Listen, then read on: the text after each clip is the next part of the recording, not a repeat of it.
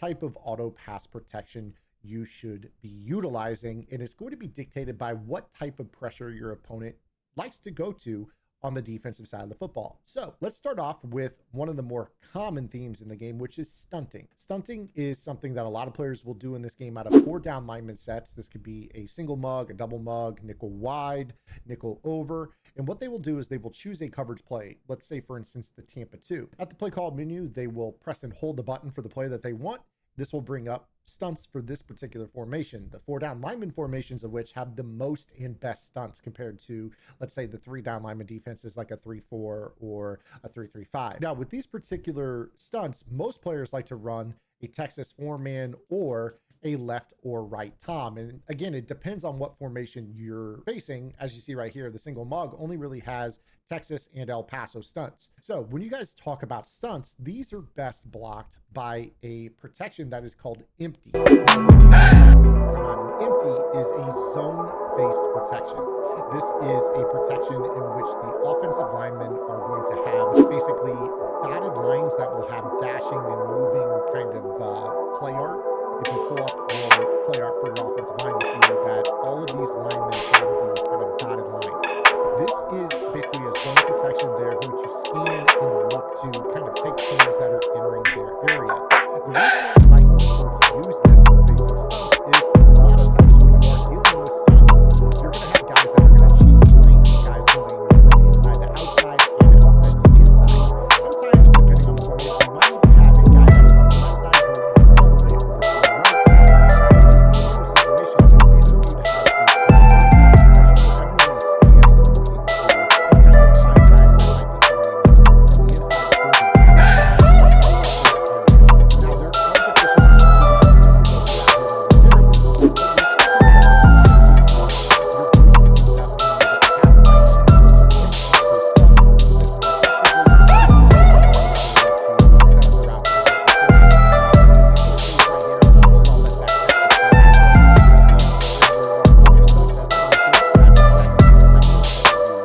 say, for instance, a Tom stunt. This is another popular stunt. In fact, this was popularized by gridirongameplans.gg, my strategy website, out of my nickel wide defense in the Miami Dolphins game plan. You guys can find my entire defense there on the website. But this stunt is extremely popular, and this is called the left Tom stunt. The left Tom stunt is going to be a stunt in which the right of screen defensive tackle is going to loop all the way to the left side, and then you have this left defensive tackle on the screen kind of slamming down into that A gap. And in a lot of cases, especially when you're in like a base protection or a half slide protection that would not be empty, this is going to invite a lot of times pressure to come in, where you'll see this guy comes all the way around into this A gap and gets you sacked. This is a really, really good stunt. Now, it's actually so good, in fact, that sometimes the empty protection can fail. And this is especially true when people are occupying the right side of the line. So they'll kind of hang out here. And a lot of times these stunts will still come through on the empty protection. So I want to give you guys a little bit of a pro tip within the tip here. Not only is empty the right protection for people who like to stunt for pressure, but another mechanic that you should also be using is the on-target feature. To do this, you're going to press and hold the left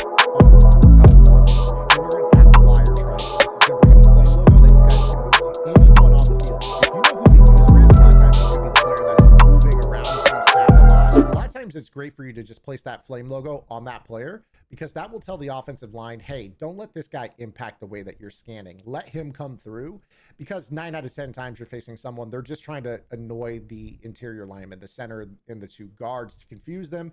And then when you snap the ball, they're not going to target that player. And you see that the zone pickup is much better. And then from there, it's all about setting up your route combo. I threw a pick here in the flat, but I'm not worried about route combinations here on this. You saw that the pocket was there. You trust your protection because they're scanning appropriately. So a lot of times when you're dealing with a stunt, whether it's left side, right side, whether it's Tom, Pirate, Paso, Texas, or Tempe, you want to be in this empty protection and you want to be the likes of, targeting users. So in case of me, we go ahead and bring up the target feature. When we set our line, we have the dotted lines from them. We're in a good spot. We see that this stunt is handled. The zone block is good. We have a pocket there, and again, we're setting up the so this is how you guys will utilize empty protection better, and of course, the varies greatly on what better this protection will be, because they have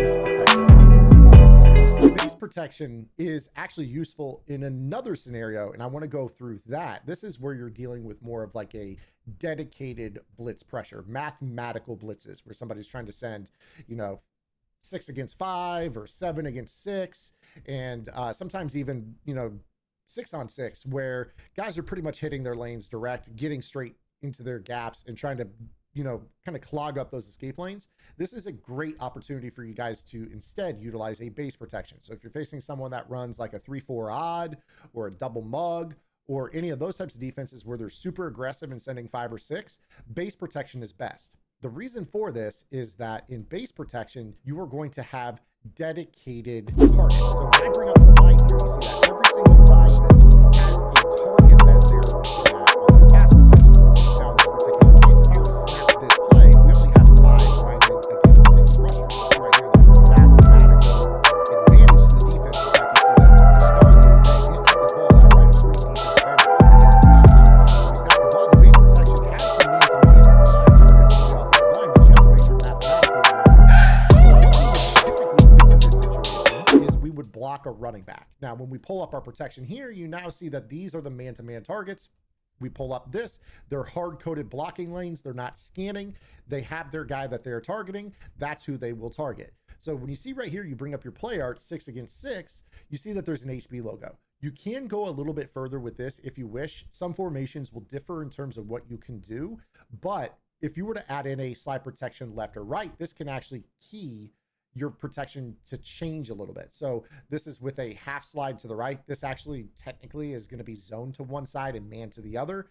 If you were to half slide the other direction, you see that it codes it a different direction. If you want to go full slide and bring up your play art, you see here that it blocks the edge like this. And if you want to full slide the other direction, it blocks the edge like this. These are all totally fine. And in fact, you guys have the opportunity with this to just go base blocking, block your running back. And then if you want to choose specifically which player on the line you want your running back to block, you can actually do this by using the ID the mic feature. So if you press and hold the left bumper again, press A or X, it pops up an M icon. And funny enough, no matter who you move this to, that becomes the player that the running back will target. So if I wanted to do something really silly like this, this would actually get us screamed at by the interior pass rusher right there. So I wouldn't recommend doing that, but if I wanted to place it right here, you see that this would actually, in most cases, be pretty good as well. Now, there's a little bit of a visual bug here that you see.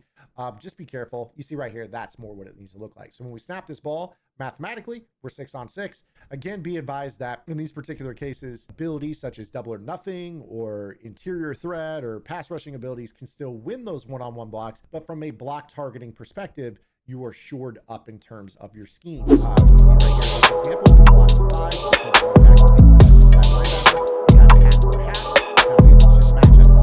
Those still can give way to Jimmy's and John's right here. You see the pass rush there from the interior defensive tackle. That's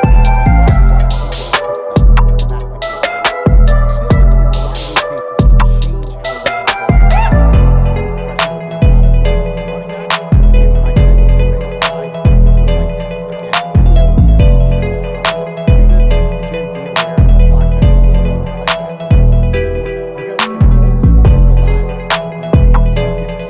As well. So a lot of players in the double mug are going to come down and stand over the center.